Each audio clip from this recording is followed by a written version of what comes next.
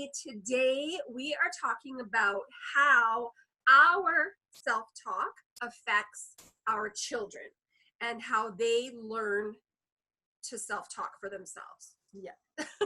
We are Bolly Moms on the Go, and I am Robin, and this is Sonia. Hey. And we're super excited to talk about this one. A couple of weeks ago, maybe 3 weeks ago, we talked about our personal self-talk, and going to the swimming pool, I think, was our sort of focus on that. Summer so, you know, from that came questions about, so how does our own self-talk and what does that look like when our kids grow up? Mm-hmm. Having grown up with our self-talk. Yes, totally. Because as parents, we lead by example.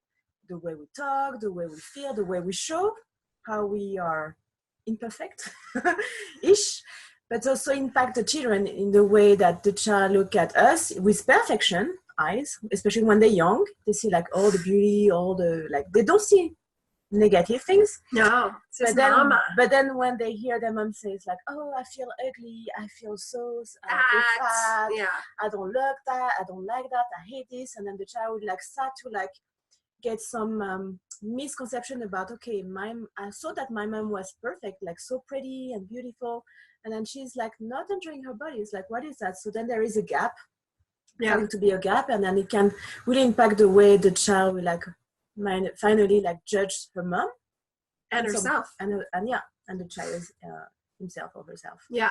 And a lot of the women that I work with, actually, I see this sort of reflection of their mother. Mm-hmm. And I think that really shows us how that impacts us, you know, and men too. You know, obviously we're talking about women because we are women, and that's sort of what we know, but you see it in men as well. Yes. And so I think that if we are really paying attention, you might notice that you use that self-talk externally more often than you know. Oh, yes. Yeah. And it can be self-talk for yourself, but it can be also self-talk for your children. It's like, look at you. It's like, oh, I can see like you already have some little belly growing, or like, look at you, you need to like exercise more because I see you're getting more weight, or this kind of thing. So then the child will like perceive themselves as not so good, not feeling that imperfect. That Yeah. So it's not raising their self-confidence, self-esteem. Yeah, and you're just creating sort of a dialogue for themselves internally that that these things are wrong, versus you know, sort of the idea of health and wellness, which we talk about all the time. You know, the aesthetic picture. And I've totally caught myself doing that with because I have two boys. So, and one of them is very, very lean, tall, and really, really skinny, and the other one's a little less so. And you know, and we catch ourselves saying, you know, like, oh, you're so skinny, and you need to eat more, blah blah blah blah blah. So there's that side of things. Or with my other son, he has these awesome little love handles. I love them so much, and so I'm always like squeezing his little love handles. But then if you know, you have to think about how you're sort of presenting that as, is it a positive or something he needs to worry about, you know? But it's just really his little.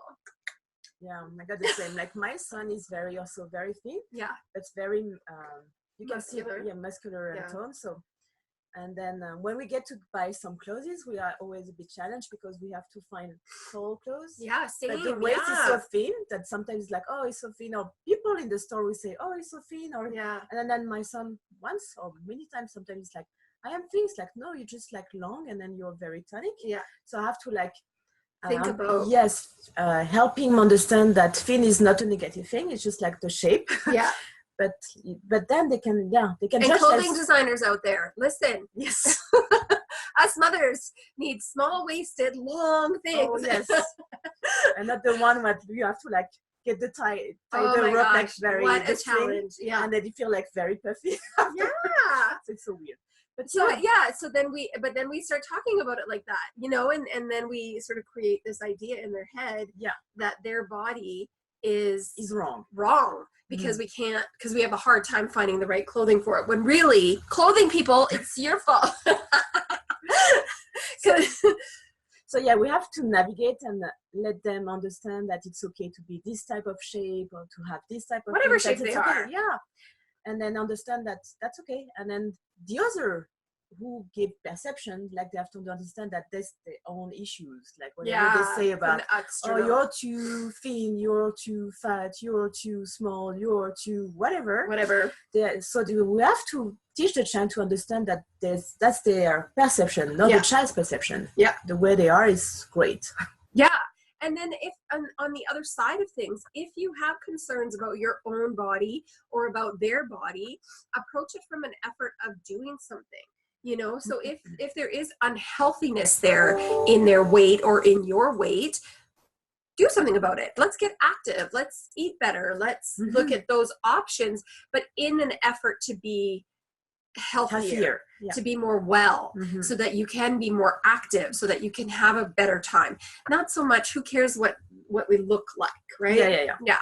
As long as you feel good inside you, then you have to find keys to feel better, like from the mind, from the body wise. Mind, body, and soul, right? We talk about that 3 things: mind, body, and soul. So this is all part of the soul, because if we don't feel good in our soul, then it is difficult to feel good in our body. It's difficult to feel good in our mind. And it's difficult to teach it to the child. Yeah. Because then when the child has, feel insecure about, I don't know, as the child grows, especially when they reach teenage age, they're more exposed to social media, magazine, TV, and all this perfection. And then you want to guide your child to feel not insecure about, that's okay that you don't look the same as this Instagram influencer being like so thin or whatever. Filtered. Yes. Yeah. But in order to do that, you have to be yourself.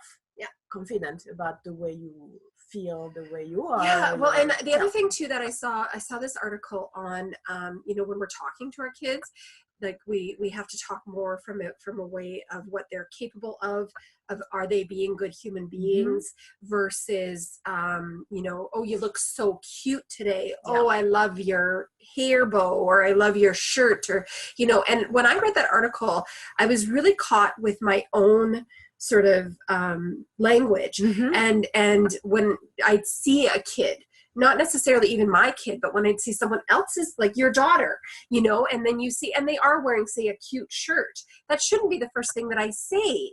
And I would catch myself being like, oh, what a cute shirt, you know, and then I'd be like, blah.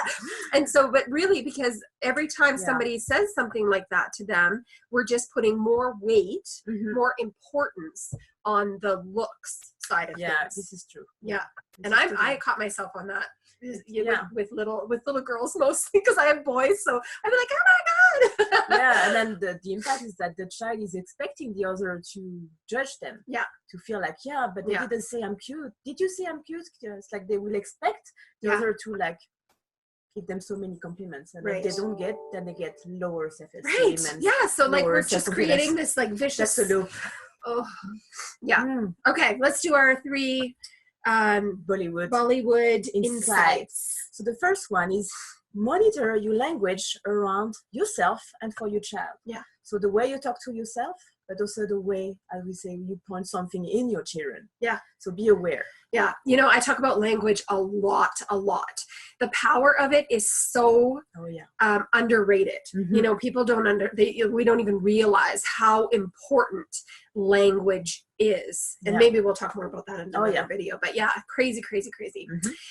Number 2, in order to build self-esteem in your child, you need to think about, what does self-esteem look like for you?